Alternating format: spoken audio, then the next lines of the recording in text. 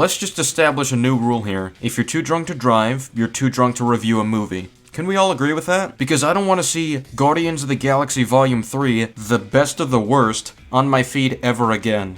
Guardians of the Galaxy 3 is without a doubt the best movie that Marvel have put out since No Way Home. No Way Home is absolutely not better than this movie, but let's proceed. Which I know in retrospect is a bit like saying, that guy was the most intelligent frontal lobotomy victim that I've ever met. Goodbye, sir. I will not even dignify that argument with a response. The slick and polished efficiency of its predecessors is missing. The script lurches chaotically between dark, serious body horror and personal tragedy one minute, and goofy slapstick comedy the next. There wasn't a tragedy shown before the scene with the spacesuits. We're still early into Rocket's origin. That's not until later in the film, which is right after Peter and Groot are confronting the High Evolutionary for the first time. After the tragedy takes place, we see Rocket's escape plan and how he flies away from the building. Sure, there's a joke made in the next scene, but they didn't just cut straight to the joke. They transitioned into a different scene before throwing jokes in our faces. The movie picks up with Rocket, Quill, and the other Guardians chilling out in their new base in nowhere when suddenly this big gold arsehole shows up and starts fucking the place up. Well, until Nebula shoves a sword through his gut and apparently kills him, but then later on he's like, nah, it'll be fine, and leaves while everyone else is distracted. What exactly are his powers and abilities again? Because he seems to be almost comparable to Captain Marvel in terms of strength and combat power. He can fly through solid walls like they're made out of paper, but then a simple bladed weapon is enough to take him down. Ah, whatever. First of all, the blade went through his chest and likely impacted some of the most important parts of his body. Second of all, being able to fly and smash through walls doesn't mean you can't be affected by blades. Spider-Man is easily able to tear through walls, but you can still stab him. The point is that Rocket got critically injured in the fighting and needs urgent medical attention. Well, I guess it's not that urgent because he's still got like 48 hours to live, so whatever. Apparently having 48 hours to live doesn't call for serious urgency. It doesn't matter if he has 48 hours to live, they still have to overcome the High Evolutionary's obstacles, which they don't even know how long that will take or how difficult that will be. Just because there's a time limit doesn't mean it isn't urgent. If anything, that's the opposite. The problem is that his body's been fitted with a kill switch that'll activate if they try to fuck with him. The only way to disarm it is to track down his original creator and steal the deactivation codes. It sounds simple enough, but this being a Guardians movie, nothing ever goes according to plan. They're able to infiltrate the high security research station where the code's being held, but oh no, the one piece of information that they actually need has been downloaded into someone else's brain, so now they have to track him down instead. What kind of complaint is that? All he did was list several obstacles they had to deal with, and acted as if this proved it was bad writing. That was such a nothing statement. This movie is all over the fucking place. Almost every dramatic scene has to be undercut by some quippy joke or ridiculous slapstick comedy. You claim that almost every dramatic scene is like this, but you don't even give any references for it. At most, he shows a joke that is made in the scene where Peter is telling Gamora about what his version of Gamora meant to him, but that's not even a heavily dramatic scene. Gamora literally messes up his name, which slots into the scene displaying how disconnected they truly are, while also bringing some levity to the scene because it's not a highly serious or dramatic moment, which makes it easier to transition into a much lighter scene. Those more serious scenes show up later in the film as we start to witness the lasting consequences of these interactions, or reach much more significant, intense moments. And it's so goddamn jarring and irritating because the serious moments are so much darker and more impactful than before. Notice how there isn't a single joke in the scene where Rocket's friends are killed. I mean, would it kill you to just let a dramatic scene sink in for a minute or two? You mean like in the scene you just showed? It doesn't help that most of the jokes are about as funny as a 2-hour conversation with a vegan climate activist too. Like, remember Taserface from part 2? Remember how James Gunn ran that joke into the fucking ground when it wasn't even that funny to begin with? Well, that's basically your introduction to the bulk of the humor in this movie. So, he has no references at all for this in the third movie. Alright then. As for Taserface in the second movie, while humor is always going to come down to the person, I don't see how repeated jokes about his name took away from the movie. The variety of those jokes is built on different contexts. The joke is first made when Rocket is in disbelief at how horrible his name is, and it's last made when Taserface is trying to have a dramatic ending where he tries to deliver epic last words. Tell him the name of the man what sealed his fate. Taserface. Sure, it's making fun of the same thing but in different ways. That's how running gags can be done well. Kinda like the language joke in Age of Ultron. The pacing is also a big problem, especially in the first half of the film. For example, there's an excruciating 30-minute sequence where the gang have to infiltrate a high-security facility to get the code for Rocket's kill switch. It sounds fun, but it's basically just an excuse to have some goofy comedy scenes and ridiculously outlandish set design. The Orgocorp sequence moves the plot forward and adds obstacles for our heroes to overcome, and it builds upon the disconnect between Peter and Gamora, which helps contribute to his arc of learning to let go.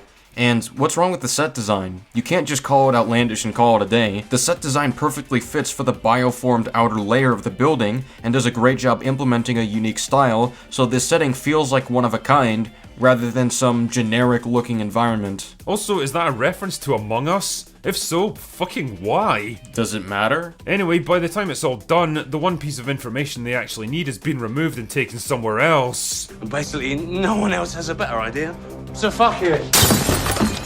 It's the same kind of time-wasting busy work that forms the backbone of, well, every single Mandalorian episode. How is this time wasting? First of all, you're already incorrect. They gather footage from the files that gives them a direct lead. Second of all, why would they make it that easy for the Guardians? That would make for a very short and overly simplistic plot if it took one mission for them to get the one thing they need to achieve their main objective in the film. You're asking for something worse. Good job. And I guess I just kind of expected more from James Gunn. Problems like this contribute to a bloated runtime of 2.5 hours, which is about 30 minutes longer than the first Guardians, and man, you really start to feel it by the ends. It also means the film doesn't really have time to give its cast proper character arcs. So he's not even giving references for why the character arcs aren't done properly. In which case, I'm just gonna give a response of equal substance since this is the best he can give us.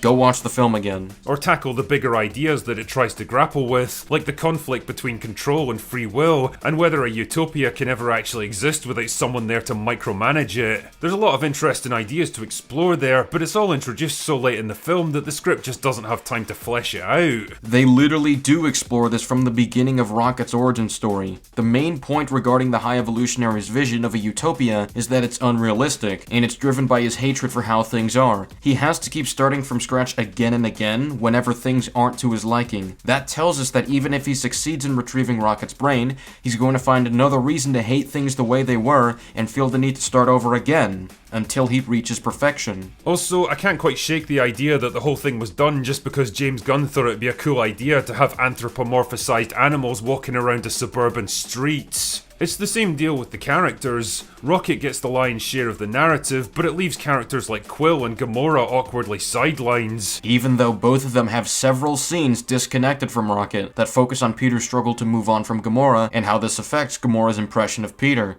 It builds up over time to the point Gamora gets angry and wants to leave as soon as possible, but not having that opportunity forces her to grow into a hero like the original Gamora has, just through a different route. And throughout that journey, Peter eventually moves on and realizes that his losses don't have to define his life. He can go back to what he's been running from and try to make up for lost time. None of Rocket's scenes get in the way of Peter's journey of reaching that point. I mean, I found myself not really caring about their relationship anyway because Gamora is such a total arsehole towards everyone. Well, it's a good thing it doesn't actually turn into a relationship in the end. Like, I get that this is supposed to be an earlier version of the character without all the personal growth of the previous movies, but even the Gamora at the start of the first film was nowhere near as shitty a person as this one. Substantiate that. Nebula spends most of the movie just standing around yelling at people, and it's not funny or endearing, it's just screechy and irritating. Almost like she has to grow from this in the movie, and they showcase that growth by having her recognize Drax's strengths and encouraging him to be a father figure for all those kids who need guidance. Adam Warlock is given a strong intro, but it's like the writers didn't know what to do with him after those first 5 minutes, so he just kind of shows up from time to time and then leaves. And during the times he shows up, he goes on a journey where he experiences loss and betrayal,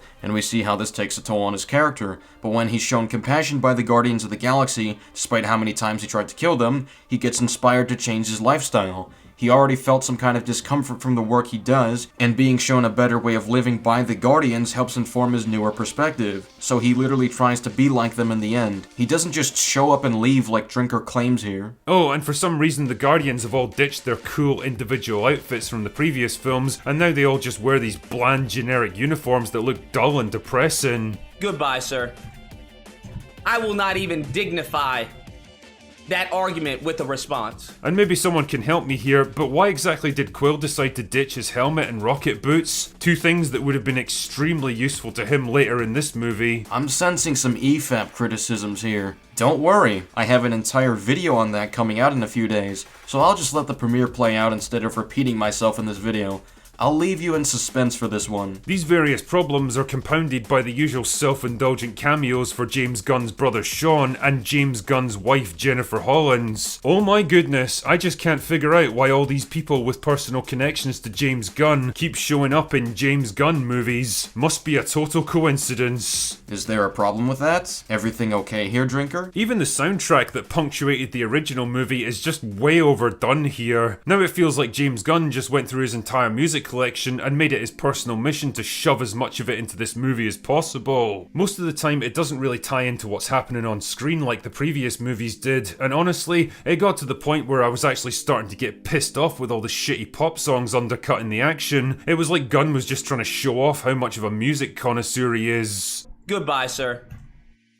I will not even dignify that argument with a response. All these problems add up to a frustratingly uneven, uncharacteristically bloated, messy and self-indulgent sort of film that feels like a real step down from the first two in narrative terms. And I was kind of curious to know why this stuff might have happened, so I did a bit of digging, and wouldn't you know it, this is actually the first Guardians movie where Gunn has got sole writing credit. The first two films were co-written by veteran author Dan Abnett, plus a couple of other contributors, and I suspect those guys were largely responsible for reining Gunn in and keeping things on track. Without those checks and balances in place, he was free to indulge his every whim as a writer, and well, look what we ended up with. We ended up with a great conclusion to the trilogy. I will say that it is reasonable to think that additional writers can be useful to the process, and there's an interesting discussion to be had about putting people in check to ensure the director's vision gets carried out properly. But it's not absolutely necessary, and I think James Gunn did an incredible job in the end. But hey, if you're really invested in the Guardians movies, then you'll probably get a kick out of their final adventure, but I can't say it was quite the epic send-off I was hoping for. Anyway, that's all I've got for today. Go away now. Goodbye.